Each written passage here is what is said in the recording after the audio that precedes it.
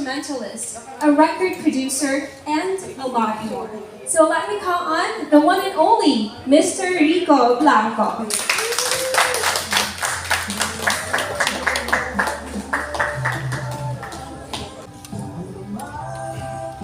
Hello po. Magandang hapon po sa inyong lahat. Hello. Sir Rico, how are you doing? Kamusta ka naman po ngayon? I'm good. I'm very excited to make this very special announcement. Alam na Yes. alam na nila, pero let's gawin natin formal. So, I'm happy to announce that on September 11, I will be back in Araneta Coliseum for a concert. It's been a while since I performed there, and I think for all of us, it's been a while na makanood tayo uli ng mga concert sa mga ganitong venue. So I want to thank our friends from Wish and KDR Music House for making this possible. Unti-unti tayong bumabalik sa mga concerts ulit. We've started with bars. We've done medium-sized venues. So I'm happy to announce that we'll start to do these big venues again, thanks to our friends from KDR. I've covered quite a number of your events in the past, but what makes it actually this time that you're gonna do Araneta? It's such a big venue, and of course it's gonna be a challenge also to fill up the seats because of the pandemic and also the restrictions that are set by the government. Why do it now, sir? Thank you for that question. And be happy to answer that. I think when our friends from KDR, from Wish, reached out to us and told us about their initiative to, revitalize again this the concert scene, we all knew the challenges that we're gonna face. As you mentioned, the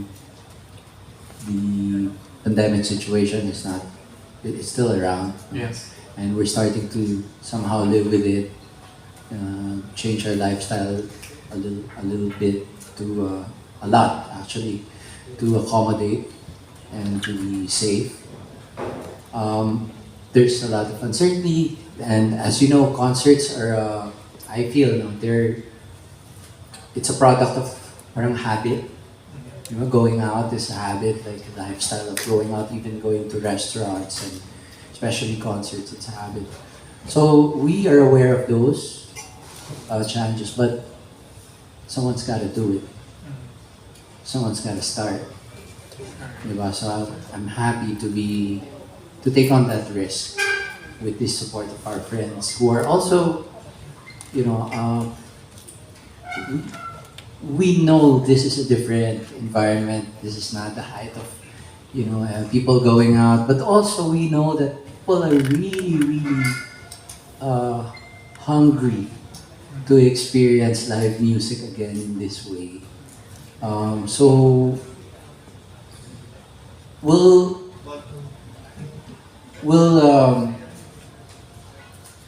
try and we'll just go for it and see. It's been part of my career anyway, to try things for the first time. If you look back at my story, I won't mention the details anymore, but if you look at my story ever since, I've always seen challenges as opportunities to bring about new things and new way of doing things. So hopefully ito is a combination of parang reunion vibe with everyone. and also maybe parang a first of maybe doing things a little bit differently. All right. With regards to, of course, the concert that you're gonna have, people are actually gonna spend hours there, and obviously, you're not the only one that's gonna be singing all throughout that concert. Who are the guests that are we expecting? Yes. I will have a lot of help from friends. Mhm. So I think the final lineup will be revealed by our friends from KDR, but I know that Mhm.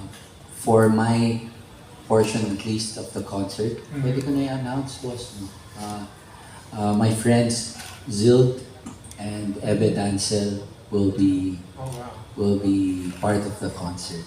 Also expecting your like your former band, people that also are with you in the industry. Um, well, I have my own touring band that changes quite a bit Yeah. over time. Mhm. So um, I think a lot of people still haven't seen this new iteration of my live band. All right. I think the last you saw me in Araneta, I had the ati-atihan kind of flavor and electronic music flavor. This is will have a more, I guess, raw. I think I can say that much raw and more. Even if it's a big venue, it's a more. Can you say that? Parang intimate. Even if it's a big venue, because it's more. I don't want to spoil it, but you'll mas ano, yung I guess you'll feel the heart more. While in the past it's more I think show, Festive. 'di ba, show festive and celebratory. Siguro this one will have more heart, and we're doing this on purpose. I want to strip down the band a little bit so you kind of feel the yung grit, the gut, and all of that. All right. Yeah. Pardon me. Pero I'm sure yung KDR maglalagay ng production value kasi they won't allow na walang production value. So I'm also working with them, and some elements of the concerts are still being designed, being decided on. So this is very early on po. We're telling you po about the plans. We're seeing a little bit of space this end of the year for me to work on my music naman before I start working again on, I think, Never the Strangers and The Good Times Are Next. Zill is done with, there's a new album coming out. So I think there's a little bit of space where I can work on my music naman. When was the last time you performed at a solo concert? I mean, you had one earlier in June, right? But that Yes. was a solo act. So, when was the last time you performed in a solo act? And why did it take you so long to go back to solo performing? And When was the last time I did a solo concert in a big venue? Parang never. No? Actually, that's a great question. Because I think the Rico Blanco concert, solo concert before was Music Museum a couple of times. It's a decent sized venue, but when I did Araneta last time, it was with Glock and Dieng. And before that, the Araneta concert, I mean, in 2019, I had the Rico Blanco and Forbes Spades. Thank you for reminding me, in Pasig. That was a twin bill, no? They were also very hot that time. So I think I've never done a solo. And before, we filled up Araneta, but it was River Maya and Kichi. And then, yeah, I think Cuneta asked go River Maya. No, so Rico Blanco parang never. And what a time to try, no? So I've never done it in this scale, I think, solo. And I guess, yeah. Lack of Germany. Why did you decide to return to the stage then? What's so special about this year? And basically, why? Yeah, I think it's a great question. I think our industry has really, like many industries, was really hit by, in the last 2 years, had a really difficult time. And it's not just the performance, it's a whole industry, you know, from our roadies to our road managers, lighting directors, people who work on the stage, production, hosts, sound engineers, camera people, you know, video people, sound system owners and businesses. It was tough, no? Last 2 years. So parang when KDR reached out to me and they said, Rico, we think it's time. Um, do you want to partner with us? Let's start making this happen again. Um, I know it's not the easiest. It's not a low-hanging fruit by any means. It's actually the opposite, diba? So and I like the challenge, and I think the fact that we do it, we mount it. I think that alone will be a success already. Yeah. Thank you po. Actually, yung pagbabalik ng eksena, nakikita mo talagang parang kumukulo. Parang, ano eh, if you've gone to some of the shows, the first shows na mga bars or even medium-sized venues, ramdam mo yung yung energy ng audience, pati ng mga performers. Yung tawag dito, parang gigil. Parang nasa peak talaga eh. So I'm very hopeful na magtuloy-tuloy. Of course, meron mga laging protocols na kailangan tayong sundin. And siguro, 2 steps forward, 1 step back, 2 steps forward. Basta ang importante po siguro, sumusubok tayo, maubusad kung makakaya, hanggat makakaya. Kasi it's a very big industry din and a very important part of our lives. Music, live music is very important po rin sa ating mga kababayan na ma-experience yun, ma-enjoy yun. A lot of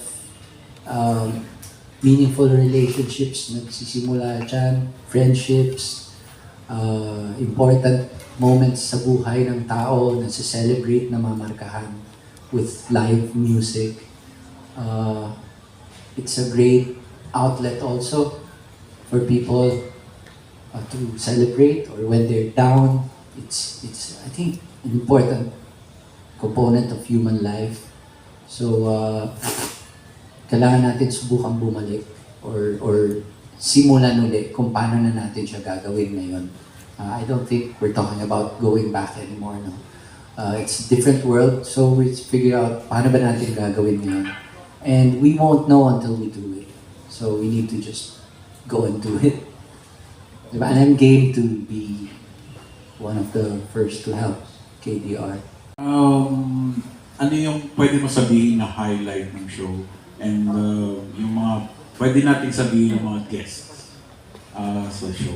Okay po. Nabanggit ko po kanina yung guest. Ulitin ko lang po. And I think po, to answer your question, magandang highlight din po ng song. Kasi I'm working with Direk Arnold and I'm really collaborating with him and letting him also give me his inputs para maiba naman siya sa concert ko lang na kahit saang stage ako tumungtong parehas lang. So Direk Arnold is gonna give his inputs. And yung mga suggested yun ng guests will be Ebe Dancel and Zil. So, pwede pong abangan yun. And I'm hoping that the whole set will be a highlight. Ima-manage na lang po natin yung pacing para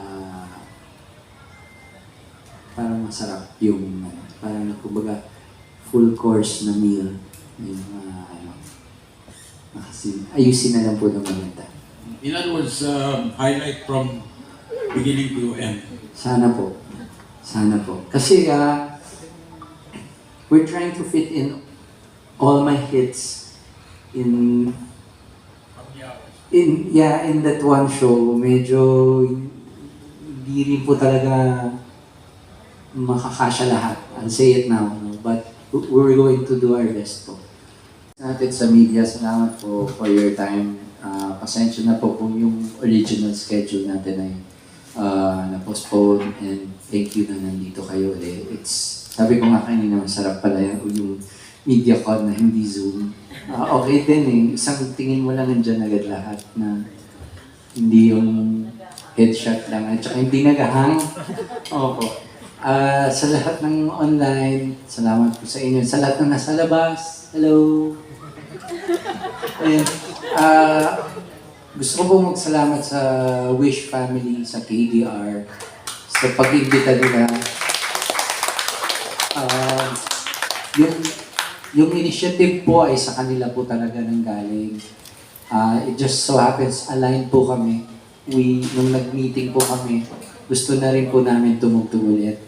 And I think this is a bigger machinery backing me up, and I'm part of the lineup. Abangan nyo pa rin po yung iba't ibang concerts nila coming up. Isa lang po ako of, ilan po ba? Parang 10 yata, or hindi ko po alam kung ilan, but they're gonna continue doing this, and this is very important po para sa bayan natin, sa mga kababayan natin, lalo-lalo na sa mga workers natin sa live entertainment industry. Salamat po, KDR and Wish. Salamat po. Hello, Manila concert scene. Rico Blanco here. I want to invite all of you to my concert, September 11, Araneta Coliseum.